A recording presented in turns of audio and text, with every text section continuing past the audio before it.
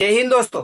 महात्मा गांधी की तरफ से कहा गया था कि भारत सर्वधर्म समभाव की भावना को अपना करके चलने वाला है, जिसमें हिंदू भी रहते हैं, मुस्लिम भी रहते हैं, सिख भी रहते हैं और ईसाई भी रहते हैं। यहाँ पे भगवान बुद्ध का भी जन्म हुआ, यहाँ पे भगवान महावीर का भी जन्म हुआ। यहूदी भी बाद में आए, जो फारसी है वो भी बाद में आए। सभी को एक साथ मिला करके चलने वाला देश है भारत। इसी भारत में अब नए धर्म की एंट्री होने वाली है। और ये नया धर्म कौन सा है, किस तरह की इसमें जो है किताब रहने वाली है, कौन सा रिलीजन इसमें बनने वाला है, कहां पर ये जो धर्म है उसकी मांग उठ रही है, किस तरह का ये धर्म आगे चल करके बनने वाला है, उसके बारे में हम पूरी बातें करेंगे, जानेंगे पूरी डिटेल कि प्रधानमंत्री मोदी की जो ये पंजाब यात्रा हुई है, ये पंजाब यात्रा इस धर्म को लेकर के इतनी ज्यादा चर्चा में क्यों रह रही है। आखिर क्यों प्रधानमंत्री मोदी के द्वारा इस तरह के संकेत दिए जा रहे हैं कि भारत के अंदर फिर से एक नया धर्म जो है इस्टेब्लिश होने वाला है। आखिर क्या है पूरी वजह, जिसके बारे में हम जानते हैं। क्योंकि आप लोगों ने देखा होगा प्रधानमंत्री मोदी के द्वारा 2-3 दिन पहले ही पंजाब की यात्रा की गई थी। जब उन्होंने पंजाब की यात्रा की तो वहीं पर इस तरह की न्यूज सामने निकल कर आई कि रविदासिया से रिलेटेड एक धर्म जो है वो अब नया इस्टेब्लिश होने वाला है। ये पूरी न्यूज जैसे ही सर्कुलेट हुई, चर्चाएं काफी ज्यादा छिड़ गई कि जो 2027 में पंजाब के अंदर विधानसभा चुनाव होने वाले हैं, क्या उस चुनाव को बीजेपी अपनी तरफ मोड़ने के लिए इस तरह का एक नया काम करने जा रही है, जिससे कि बीजेपी इस वोट की जो राजनीति है उसको खेलते हुए पूरा जो दलित समुदाय का वोट है, जो रविदासिया को मानता है, उस वोट को अपनी तरफ कर लेगी। इसीलिए प्रधानमंत्री मोदी इस तरह का नया जो धर्म है वो इस्टेब्लिश करने जा रहे हैं। क्योंकि यहाँ पे जैसे ही प्रधानमंत्री मोदी पहुंचे, कई सारे जो प्रोजेक्ट है वो लागू किए गए, कई सारी योजनाएं यहाँ पे लागू की गई, जिसमें से एक यहाँ पे ट्रेन चलाई गई और उस ट्रेन का नाम था रविदास एक्सप्रेस। ये ट्रेन इतनी इंपॉर्टेंट क्यों रखती है, क्योंकि ये जहां से चल रही है वो जगह है पंजाब, और जहां पर जाकर के ये विराम करेगी, यानी कि जो इसका लास्ट स्टेशन होने वाला है वो होने वाला है वाराणसी। अब वाराणसी ही क्यों, क्योंकि वाराणसी है संत रविदास की जन्मभूमि, यानी कि संत रविदास की जो जन्म स्थली है वही वाराणसी है। अब संकेत वहीं से निकलते हुए आ रहे हैं कि प्रधानमंत्री मोदी के द्वारा जो ये चीजें की जा रही है, ये कहीं ना कहीं एक नए धर्म को हवा दे रही है। अब ये नया धर्म क्यों है, क्यों इस धर्म की इतनी चर्चा हुई, कहां से ये धर्म निकल करके आया, उसके बारे में हम थोड़ा सा जान लेते हैं।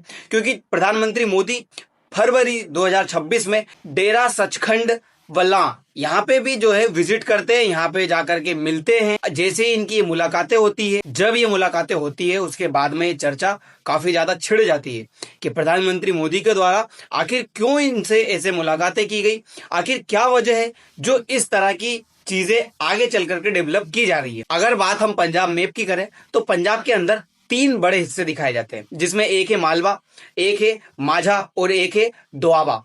ये दोआबा वाला जो हिस्सा है, यहीं पर इस धर्म को लेकर के बातें की जा रही है, यानी कि इसी जगह पर ये धर्म पनपने वाला है। अब ये धर्म ऐसा यहाँ पे क्यों पनपने वाला है, क्योंकि जरा आप देखिए पंजाब के अंदर टोटल जो विधानसभा सीट है वो है 117। उन 117 विधानसभा सीट में सबसे ज्यादा सीट अगर कहीं पे पाई जाती है तो वो है मालवा में, जहां पर 69 सीट है विधानसभा की।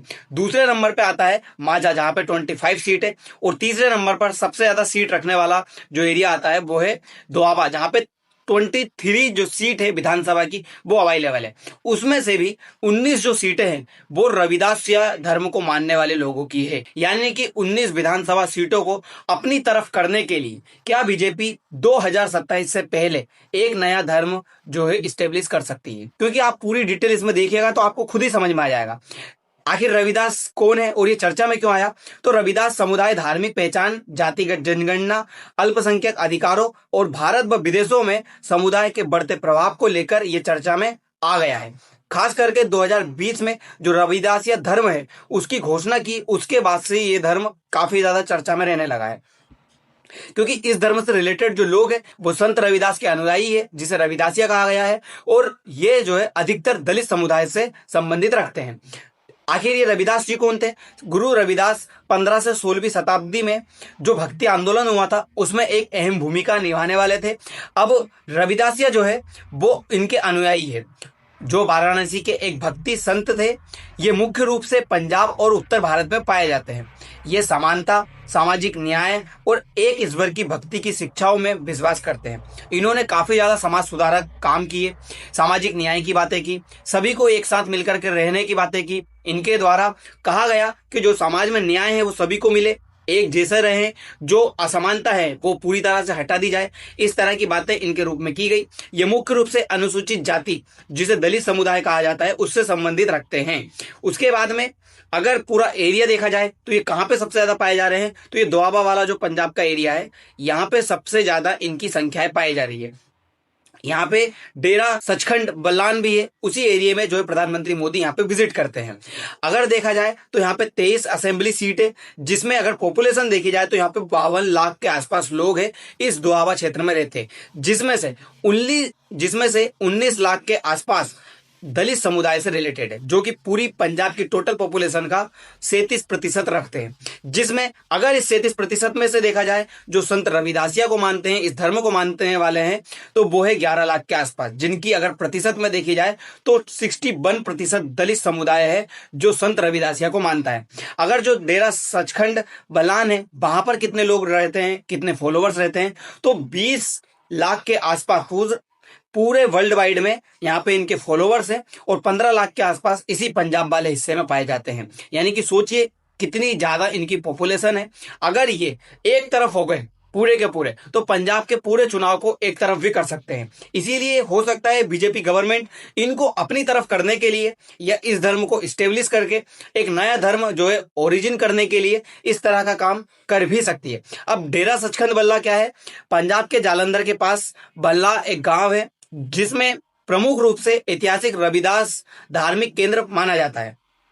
संत शिरोमणि गुरु रविदास के अनुयायियों के लिए यह दुनिया भर में सबसे महत्वपूर्ण और सबसे बड़ा आध्यात्मिक केंद्रों में से एक माना जाता है। इसकी स्थापना जो है 20वीं शताब्दी में की गई थी, जिनमें बाबा संत पीपलदास थे, उनके द्वारा इसकी स्थापना की गई।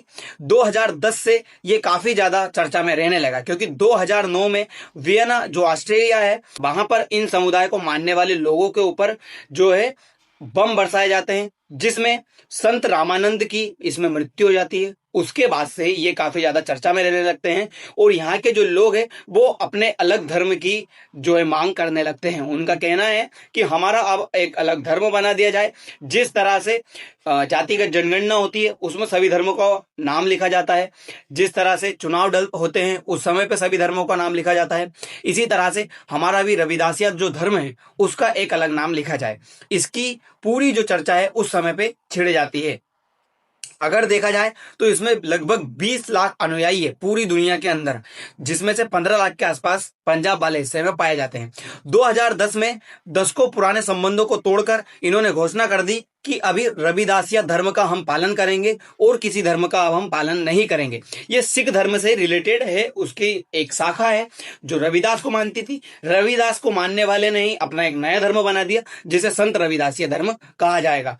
इसमें अगर ये धर्म को स्टेब्लिश कर रहे हैं तो इन्होंने जो गुरु ग्रंथ साहिब हुआ करता था, जो पंजाबियों से रिलेटेड था, गुरु गोविंद सिंह थे, उनके द्वारा कहा गया था कि अब नए गुरु नहीं आएंगे, उनकी जगह पे ही गुरु ग्रंथ साहिब को ही माना जाएगा गुरु के रूप में, जिसलिए इसका नाम भी गुरु ग्रंथ साहिब रखा गया था। इसको स्टेब्लिश किया गया। लेकिन अब इनका कहना है कि हम गुरु ग्रंथ साहिब की जगह पर हमारा खुद का अमृतवाणी जो है वो ग्रंथ चलाने वाले। अमृतवाणी ग्रंथ क्या है? जिसमें गुरु रविदास से रिलेटेड उनकी 200 भजन शब्दावली शामिल है, उनकी वाणियां शामिल है, उसको ग्रंथ ये मानेंगे और उसी ग्रंथ का भी पालन करेंगे। इस तरह का इनका काम किया गया है। अगर इसको सीधे तरीके से समझे तो ये सिख धर्म है। सिख धर्म में ही एक तरफ गुरु गोविंद सिंह को मानने वाले हैं और एक तरफ रविदास को मानने वाले हैं। रविदास को मानने वाले मुख्यतः दलित समुदाय से आते हैं, और इन्हीं को मानने वाले ने इन्हीं की शब्दावली जो कि 200 वाणियां से रिलेटेड है उसे अमृत वाणी रखा गया है। यानी कि अब ये इस किताब को मानेंगे। और गुरु गोविंद सिंह जिनके बाद में अब गुरु ग्रंथ साहिब जो पुस्तक है वो रखी गई थी, तो ये इसी धर्म की एक शाखा मानी जा सकती है जिसमें से रिलेटेड है।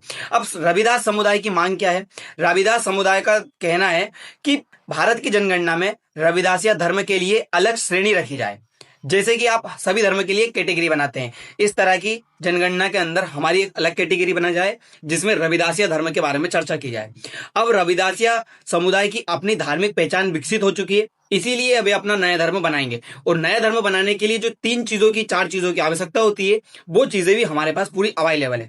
हमारे पास धार्मिक स्थल है, जिसमें जिस तरह से हिंदुओं के पास में मंदिर है, मुसलमानों के पास में मस्जिद है, उसी तरह से हमारे पास में भी हमारा एक धार्मिक स्थल हो जाएगा, जिसके बारे में कहा जा रहा है कि इनका पूरा एरिया जो दोआबा वाला एरिया है वो पूरा इनका इस्टेब्लिश कर सकते हैं।